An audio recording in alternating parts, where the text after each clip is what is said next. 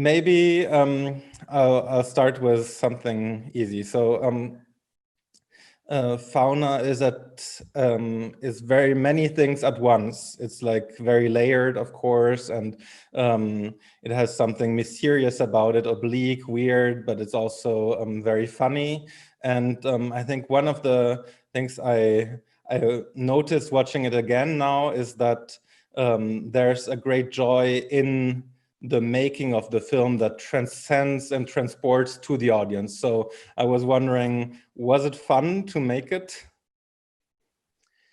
Yes, I mean, I've been working with the same actors for many, many years, and so it's quite nice to get together. It's almost like getting like a family back together. They know each other super well beyond the films because they have a theater company themselves, and so they're all the time together.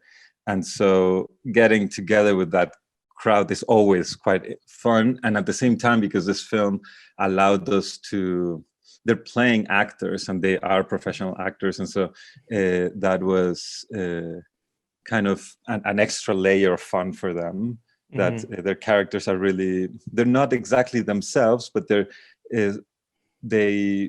characters deal with things that they deal as well when thinking about performance and things like that. So it was also tense because we're also talking about representation of violence in Mexico in different movies and TV shows and so on. And both Lázaro Gavino Rodriguez, one of the actors, and Francisco Barreiro have been involved in movies and TV series that I find, problematic, and we talk, and the film, deals a little bit with that, and especially Paco, he was, his role when he's acting out that scene with the where the father-in-law asks him to perform.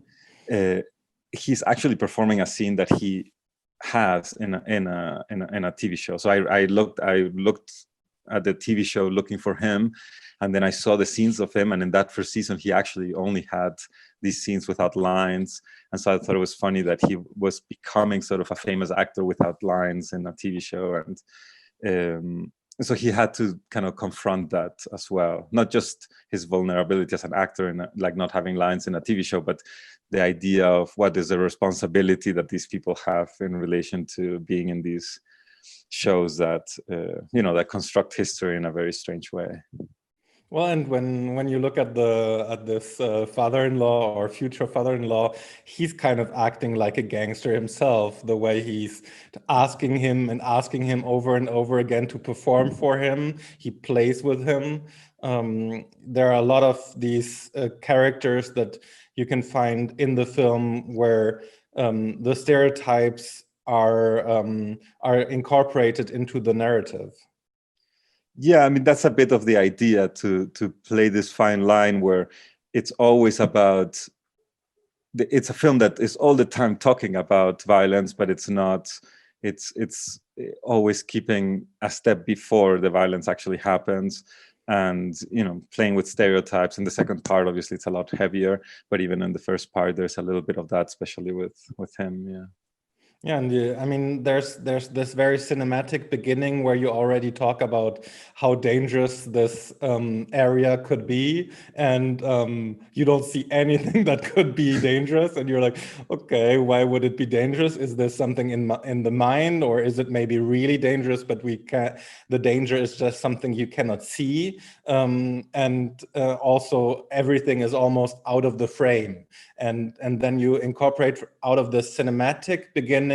Then comes in the play with codes of theater or literature also. So you have these different cultural levels with which you like to play. Yeah, and in relation to the beginning with it was important, this idea that it's like a sunny day and it's kind of nice outside. You even see some people running, and it doesn't feel like, it's not the typical dangerous scene, but it's a thing about maybe it's a cultural thing as well. It works, I think, in relation to a film in general, but also this idea of Mexico City young people going to the north in this, it's almost like a crazy adventure. No, people from the north kind of make fun of people from the city that envision the north as this kind of constant battlefield, because it is dangerous at the end of the day. There is a lot of violence happening in Mexico, but the vision because of it is as if, like, you go to the north and everything is a boiling pot of violence, which is obviously not the case. No, so it's also about these characters that are going to the north, and automatically they're incredibly scared. It's almost like the tourism within the country. You see that big divide between people from the city and people from elsewhere, really. And different classes and different areas of Mexico. So what is it like to make a film in Mexico? Where did you actually shoot? Did you shoot in the north, or are you imitating the north, or what was it like? We shot in the north, in the desert. It's not a border north, but it's kind of like a state right before the border. And this area, I'd made a project before, and it's a place that I've gone all my life, because the desert there it's not like a sand desert. It's a desert like you see in the film, full of cacti. And I used to go camping a lot there when I was younger. And it was interesting, the area, because where the hotel is really a space, and more or less the film shows it, that only kind of truckers stop, and it's a space that has had a lot of violence. And we realized that the hotel we were shooting was the kind of place that nobody really stops. It's a mystery why that hotel is still up there. The people that work there kind of saw us weird, and also nobody stays in that place. And it's clearly that, and we heard kind of strange stories about what happens there. So that you always sense as that sort of violence is there. It's just not visible, but there is a sense of. But the place is called Oasis, or did you make this up? No, the place is called Oasis, which is, I think, amazing as well. And the small town where the house is, where we shot, which is very close by, is the house of a friend of mine, and that is an actual mining town that where there another film was a film about narcos. One of the sort of very important Mexican films about narcos in 2010 was shot there, and I didn't know about that till I was there. And then I spoke to where we shot the bar scene. The guy that owned the bar took out some pictures and started showing me pictures of this big film that was shot there, and then I automatically recognized it. And then the actor of my film, Gavino, he had been in that film as well. So it was kind of like all these things that interconnected. But it was strange that we actually shot in the same place, because I had no idea. It was like a town in the middle of nowhere. Did you think about the fascination that violence and depictions of violence can have? Because I feel like your film is very far away from reproducing, because you're always in the meta level, but also because the perspective is such an oblique one. Did you think about the dangers maybe of creating a fascination for these depictions? Yeah, I mean, that was one of the driving forces of the film, was around these ideas. Maybe not the first impulse, but one of the important ideas, mainly because we are living right now in Mexico in a situation where there's a lot of violence, but we're understanding that violence mainly through these weird representations that we see on TV. And so it's a very strange thing that's happening, where the history, our contemporary history, is being written by Netflix, basically, right now. And we are understanding what is happening to us via these shows and other things as well, some like novels and some contemporary art and things like that. But it is generally incredibly visceral, the way these representations are put together, in that there is very little reflection about, what happens when you show, tons of bodies and tons of, and perhaps it is. And the other problem is that obviously there is never all of these films and all of these artworks and novels are not written from first-hand knowledge. So it's not like people are looking at reality and then creating these shows, because nobody is involved with these narcos. The people that are making these films it's all from information that has been passed down many times through different people, different levels. And at the end of the day, they're creating these myths. And obviously what we end up watching has little connection to the actual how the world in Mexico actually operates. But it And can have also a function of self-fulfilling prophecy, or maybe enticing something to happen that is not yet there. yeah, I mean, perhaps also in the sense of the celebrity status that the narcos have, and so obviously, like, there must be some narcos out there just waiting for their to see themselves on the screen being represented as this wild anti-heroes. But yeah, it's complicated. But in any case, it's even though I don't know exactly what actually is happening with that representation, it's clear that it's problematic, and it'll become dangerous over time. There's one scene that actually has some kind of violence that you can feel. It's the one where the boyfriend of Fauna and the others are meeting, and actually there is some kind of violence coming into the scene, some kind of more or less psychological violence, but with physical presence. Is this a scene that you improvised? No, I had written it quite similar to that, more or less. I mean, I knew there had to be some level of improvisation between the actors in order for it to more or less work. At the same time, I was working sort of very outside of the way I conceive things. And it was mainly because it was kind of one of the few scenes that I felt I needed to make the puzzle in a way kind of work, to shape this idea, to at least at some point to see these acting in place, this actual, because it's always sort of about the possibility of acting and performance, the possibility that they're all the time rehearsing, and you never see and the rest of the time it's very kind of naturalistic sort of scenes where nothing really is happening. So I needed something where they actually, now we're acting, now everybody's got wigs, now there's like lip syncing going on, so everything is kind of taking to a different level of representation. And I kept it to one scene and maybe a little bit towards the end, but because it's not I wouldn't want to kind of create a whole film in that tone. I just felt that it worked in relation to everything else. But yeah, it's kind of like taking things to a different performative level where it's less subtle and it's in a way less interesting to me, but interesting only in relation to the rest of it, because it's so crass, like like Fauna's boyfriend is so over the top. There's no subtlety in anything, in his movements, but also no subtleties in his imagination or in his character.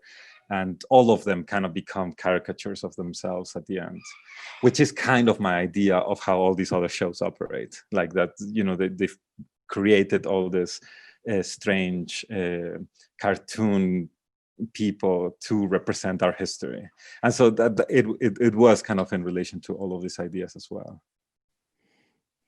I feel like much of what you do is possible mainly because of this relationship between the actors in front of the camera, that they have this kind of symbiosis that allows them to go someplace where you don't exactly know what's going to come around the corner. Is that something that you try to get out of them?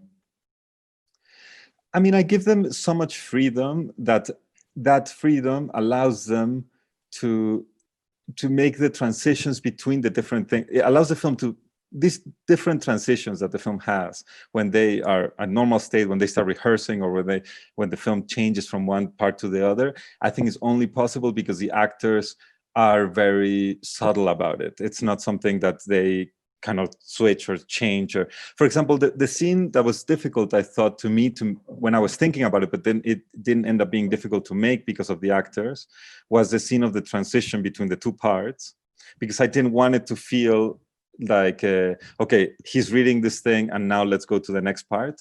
But the way Luisa comes out and Gavino and her start talking, and it becomes, you don't feel that the scene has a purpose. but because they manage to, they know where they need to go. They know that the scene does have this purpose of transition, but they don't act as if they need this transition. They're very calm. They talk about other things. They improvise a few lines that help them sort of feel more comfortable. They bring up the book, but then they move away from the book. And that's something that they do naturally because they understand sort of, I mean, they're also directors, both of them. And so they kind of are able to think conceptually about the films, not only in relation to sort of, they don't need to only think about their character and things like that and about their position in their film and themselves basically, but they kind of have a little bit of a vision of the scenes beyond themselves. And I think that helps a lot sort of with these different levels, especially when, I mean, here in that scene, because it was a transition scene and it needed to feel subtle, and I think they managed to do it, but also all the scenes when they're in a normal state and then they start acting, or when they're acting, for example, in the scene with the cigarettes, the fake cigarettes, they have to all the time jump into a character and back to another character, and they're going so all the time back and forth, and the switch is very, it's always, I think, quite normal. They don't become sort of crazy caricatures and then very normal people. It's kind of like always subtle the way they come back and forth.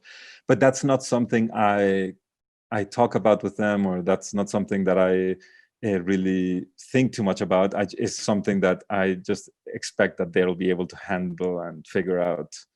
And that's something they do in their own place anyways.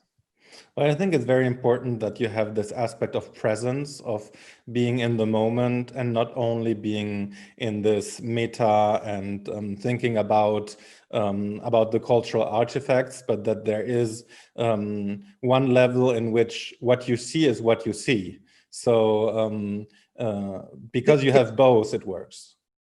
I think the thing is that I tend to talk more about the other and the meta because it's easier to talk about. But at the same time, really the driving force and the way I think about the film while we're making it and while I'm writing it is all on a very different level, which is a lot more on the affective level. I'm interested in their bodies and how they move and the kind of the tonality of their voices and the choreography of the movement and in this particular film that instead of moving the camera, I was moving the actors closer or farther, so I could have like in the same shot a wide shot and a close-up and a medium shot, but using their movements as opposed to moving the camera, and sort of ideas about they're not really ideas, they're just kind of more I'm more interested kind of with them with the sensorial and the affective, but those things are less they're things that are way more important to me but harder to talk about. Let's say.